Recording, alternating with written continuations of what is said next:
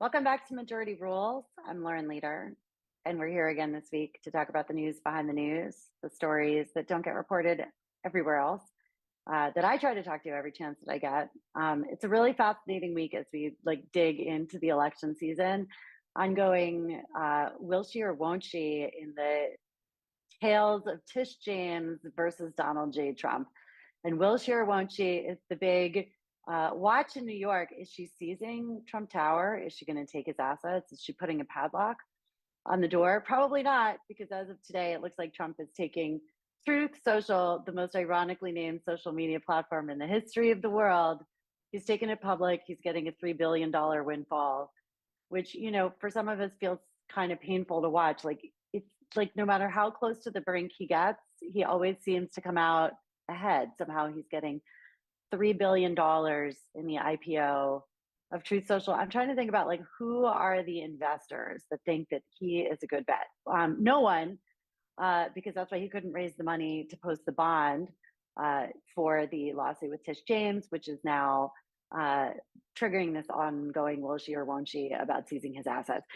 Some of us who also hang out a little bit in Florida, which is where I am now, also waiting to see what happens at Mar-a-Lago. Does Tish show up with a team to Mar-a-Lago? There are definitely some ongoing questions. Probably not is the answer, but kind of entertaining parlor games. On the deeper subject, I had a really fascinating week this week because I was at the White House on Monday for a fascinating event with the president and the first lady and the vice president, and also with Maria Shriver. And I've been thinking about it all week because it is so right up the alley of what we do on Majority Rules. It was the president signed an executive order requiring the whole of federal government to do much more comprehensive work looking at women's health and to make sure that every medical study is not just, it doesn't just include women in the study, but actually really looks at the impact of various health issues, drugs, et cetera, on women, which might seem like the most obvious thing in the world, but I have been blown away this week as I've been digging into this issue. It was really fascinating because Maria Shriver talked about why she brought this issue to the first lady and to the president. Her own mother, who was an extraordinary pioneer for voting rights, for the rights of the disabled, herself struggled with health crises her whole life. And every time she went to the doctor, doctors would say to her, well, it's in your head. It must just be stress. They couldn't diagnose her. And she had chronic illness most of her adult life, which led Maria Shriver to do this deep dive, looking at why there were so few answers on women's health. And it turns out the reason is because there's basically been no research on women's health. And in a whole bunch of health issues that are that predominantly affect women, we have no answers. I didn't know this until I heard the president talk about it on Monday. Alzheimer's, 2 out of every 3 Alzheimer's patients are women. On some of the most widely used drugs, like the diabetes drugs and the weight loss drugs, Ozempic and Wegovy, et cetera, there have not been any studies. There's no available data that looks specifically at how these drugs affect women's health, which is just mind-blowing. But even like a lot of the rheumatoid arthritis, a lot of the autoimmune diseases, they all affect women. Diseases like endometriosis, very few of them have been studied. And it's just shocking to get your head around it. And I think all of us, every woman has had an experience at some point in their lives where they've gone to the doctor and the doctor has no idea what they're talking about, doesn't know how to address their issue. There was another story this week about a very young woman African-American woman who died of ovarian cancer because they sent her to 1 million doctors because nobody believed her that she was sick and they didn't think she had a diagnosable condition. So this is serious. And, I'm really taking away from this cycle just the depth of the commitment that the president has to women's health.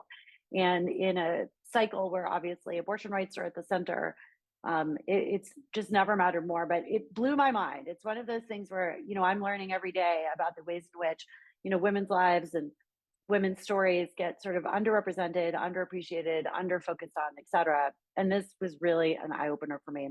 One other thing I just wanted to point people to, which I was just blown away by, was incredible reporting this week by Rachel Scott at ABC News, who's a good friend of ours at All In Together. Rachel interviewed a 13-year-old rape survivor in Mississippi who had her baby. She is now a 7th grade mom. And the reason why she had the baby was because her family, which is very poor, did not have the resources to go fight in the state of Mississippi to get her the abortion exception for the case of rape. And in the year since Mississippi has passed its extreme abortion ban, only 4 women in the state have been granted exceptions to the abortion ban. So here we have a 7th grader, rape survivor with a baby. And I give so much credit to journalists like Rachel Scott for going deep on this issue, just so profound. So as we get into keep every week, we get closer and closer to the presidential. There's a million issues on the table. Lots of really important conversations and issues. Obviously, we care at Majority Rules a lot about what's going on with women and women voters. And so my guest today, I was really excited to talk to because there is a set of issues that I feel very underinformed about. And that is really about climate and the ways in which gender and climate intersect. And I have a lot of friends in the movement who are doing a lot of work on this space. But one of my favorite people is my friend Isabel Gonzalez Whitaker. We became friends because we did this awesome program together called the Presidential Leadership Scholars. And then Isabel came to work for us at All In Together for a year, and we had an amazing experience working together.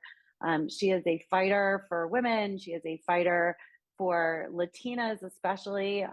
I will never have an event again where I don't think about some fabulous Latina to invite because of Isabel. And that's always, that was like transformative for me.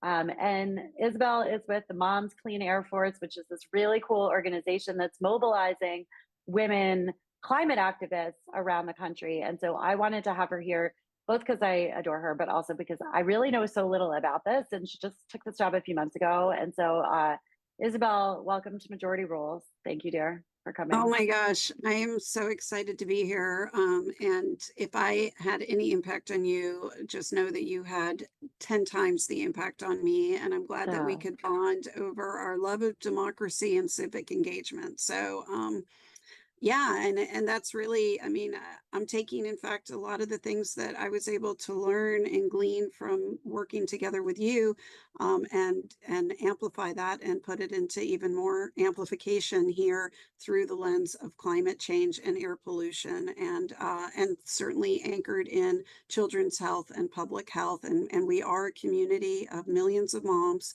and caregivers around the country that care about this issue and know that there is a direct link between climate change, climate disruption, air pollution, and health. I mean, you even mentioned Alzheimer's, and there was a major study that just came out where it looked at brain tissue and how some of the mm, Alzheimer's patients couldn't, that their diagnosis couldn't be attributed to genetics, and what it could be attributed to was the plaque deposits that happen as a result of breathing soot and particulate matter and the proximity of people who live close to major highways, facilities ugh, where you've got these particulate matter, emanating into the air. And I'm just learning that it's like we're all of our issues are so incredibly interwoven and interlinked. And so it's just really an honor to be sort of like on the battlefield, as it were, with you and with others. My current boss is a woman as well, and I'm just honored to be like part of the fight of like trying to make this world a better place and make our communities stronger and healthier and more participatory in our government. So, Isabel, we're going to talk about that, but I actually didn't warn you that I was going to talk about it, but I want to talk about Cuba for a minute. You're the daughter of Cuban immigrants. Yes. I know it's incredibly important part of who you are. There's been an explosion of videos on social media this week. Um, Apparently demonstrations in the streets of Cuba. Some real questions about whether or not there is now a kind of emerging democracy movement that is coming out of the shadows, despite the like very repressive nature of the regime there. I just wondered, I mean, I know this is not your primary area of focus, but I know you must be paying attention. Well, So I was it's a curious about yeah, your thoughts. you know, that it's a complete personal area of focus for me. And in fact, when I went the last time, it was when I was working with you, and I came back more fortified and energized to fight for the privilege of our imperfect democracy, having seen what I saw on the ground. in Cuba, and that was, yeah, November a year ago, I think, and that was transformative. I had been 20 years earlier. It was also a very difficult period, but yes, long stories. Try to make it short. My parents left during the revolution because of death threats against my family. And my mother, this completely shaped my mother's life. She came to this country with my brother and sister. She didn't speak the language. Um, and ultimately her path was not, it was not like paved in gold. It was, you shift one set of traumas for a new set of traumas when you come Mm. to a new country and have to establish a new existence for yourself, especially without resources.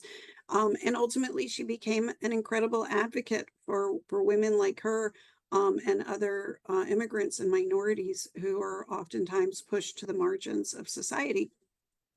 And what it occurred to me on that trip to Cuba was that, and the work that I do now, and the work that we did together, is that we couldn't do that work in a country like Cuba that is a dictatorship and is authoritarian, um, for fear of death and other, recourses. So it made me feel like such an incredible sense of privilege and honor Mhm. that my mother made that sacrifice, and that we can be in a country where we can express ourselves and help government help us work toward better outcomes. And yes, what's happening right now, in fact, I just talked to a friend of mine, who's the former ambassador to Venezuela. He was there on a trip, and he said it was the worst he'd seen it in a really, really long time. And there is this friction that's happening, with the sort of subversive access to social media, Mhm. to the greater, global, Mhm. global community. So, there's incredible amount of young people leaving the island, through any and various means.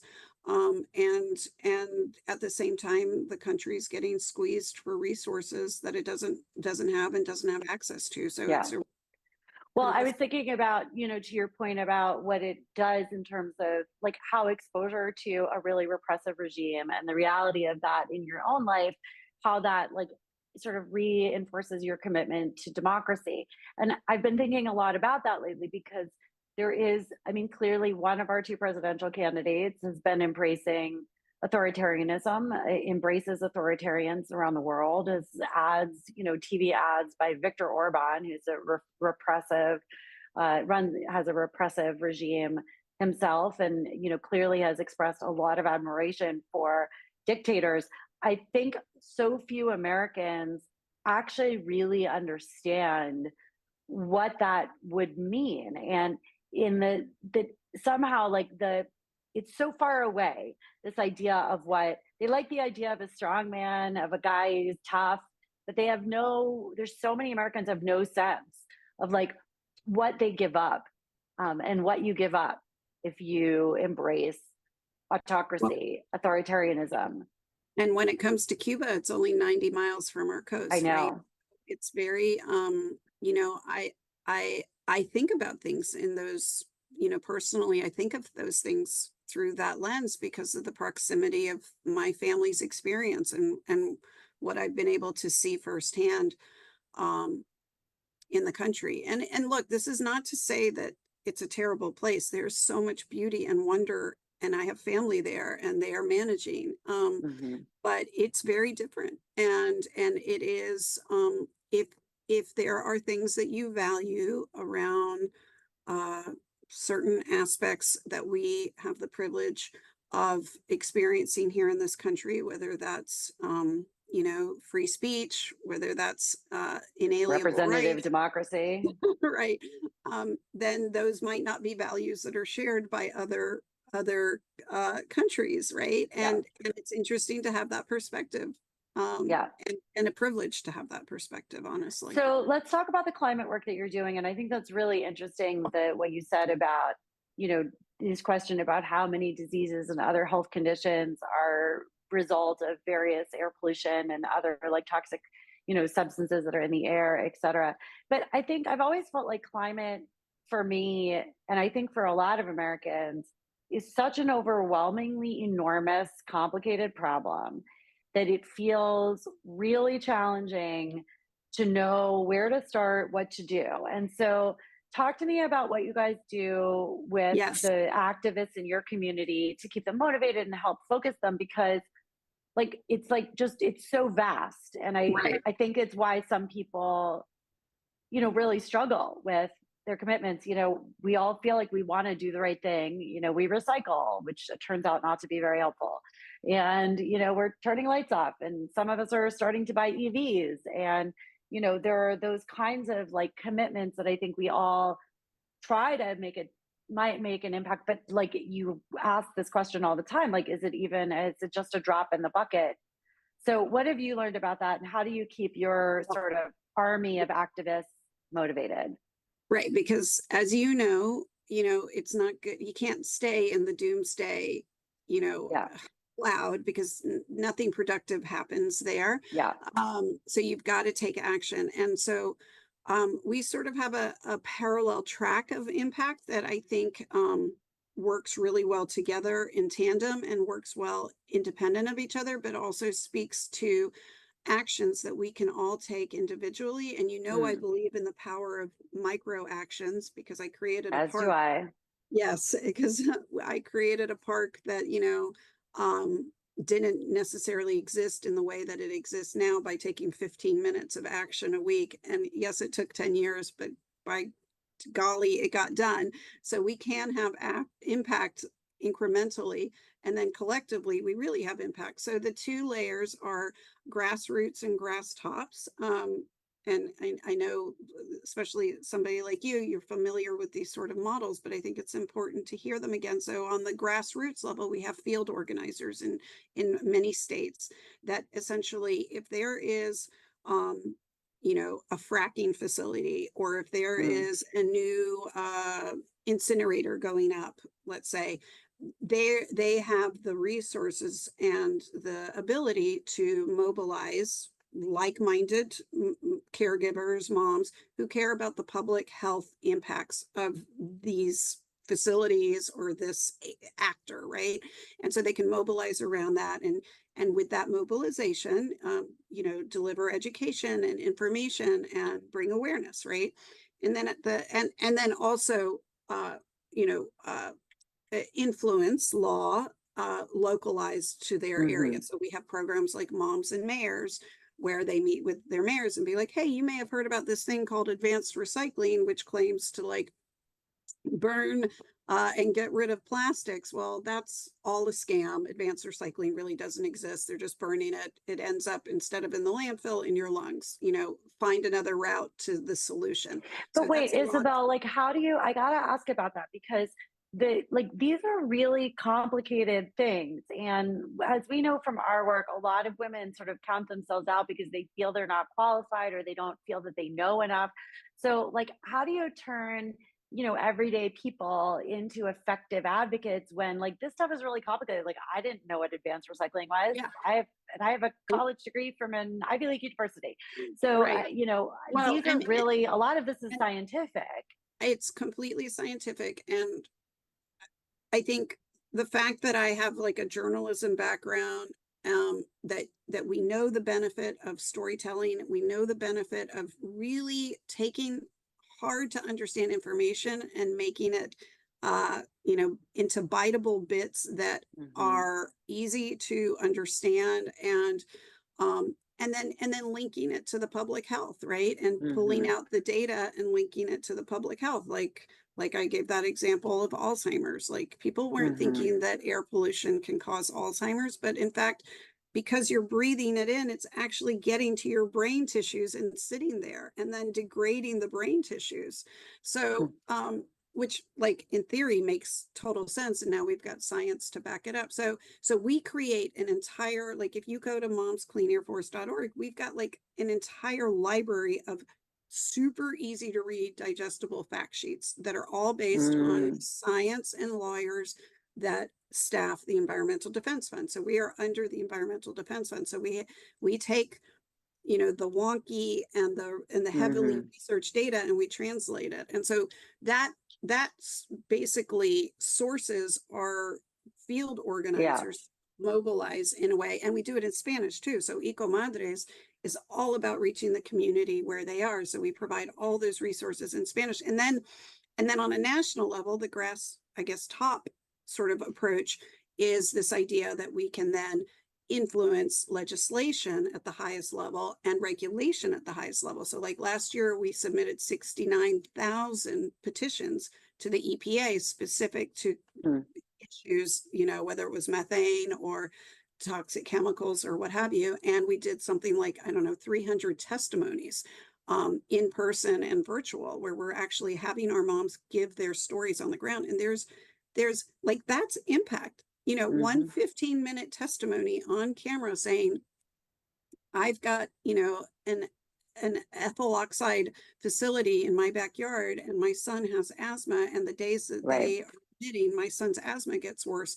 People listen, Yeah. that And is we know clear now that, testimony. like, we know now, of course, that so much of the like environmental sort of the toxic waste, all that stuff so disproportionately impacts communities of color, that it's always been low income communities of color that have had, Sacrifice zones, they've all, they, right. I mean, that's where we've built a and lot of our women. most like toxic, and women. Yeah. Yeah. I mean, women really So are at the root of a lot of this, right? As both the people that are suffering firsthand, and carrying the exposure risks. So let's just talk about the election for a second. How much do you, I mean, there's been a lot of debate and we do polling, and we rarely find that climate, at least in the US, climate and like environmental issues rarely top the list in terms of voting issues. More so for younger people, obviously. It's more of a central issue. But how much do you think this matters in the election? And how much do you hear from your folks? Like, we know, for instance, like groups like Moms Demand, which focuses on gun sense and gun control, does similar work to you guys on those issues, and we've seen it have just a huge impact on the turnout. I know you guys do similar work in terms of just engagement and voter engagement. So, what's your sense about how much this matters to people in the grand scheme of like all the things that we're dealing with Well, in any election? for our community, it matters a lot, right? Because if you've had a child that's been poisoned by Mm, mercury or lead, mm, or, suffering asthma from air pollution or worse, mhm. if you're raising a child that's recovering from leukemia in the shadow of an orphan in Pennsylvania, like these are the issues that drive you to the polls. Um, and but I know that you and I have talked about this a lot, like, and it's hard to extrapolate that writ large in terms of like, can this be a top three issue? I think it needs to be a top three Yeah. issue, because it's like the only planet we have, right? Yep. And the data and the implications are becoming more and more clear every day, how it is all impacting public health and our children's health and the most vulnerable communities and the communities that have historically been Yep. marginalized. So I think we'll start to, my hope is that we'll start to see traction, but also concurrent with that is like the other wins that are around this, because like, okay, fine, maybe you don't care about public health because you happen to not, um this Be is not affected. a touch point. Mind you, everybody's affected, right? Yeah. If you are drinking water from a bottle, you are drinking microplastics, right? So everybody's clearly impacted by this. We just haven't seen the full Hmm. impacts to the end game as of yet. But when you're tackling issues like this, you're also infusing the economy with new jobs that are around the clean air force, like Hmm. the clean job economy and clean energy economy. So you're converting industry that's making money for Hmm. actors and agents for whom that's critical, but then you're also giving jobs to people who need jobs, and then you're providing a service that's better Yep. for the world and ultimately better for public health. So I see it as like this very like, it's all intertwined, and like you may Yeah. not come to climate change through the public health avenue, but you might come through it through clean energy and clean jobs. Yep.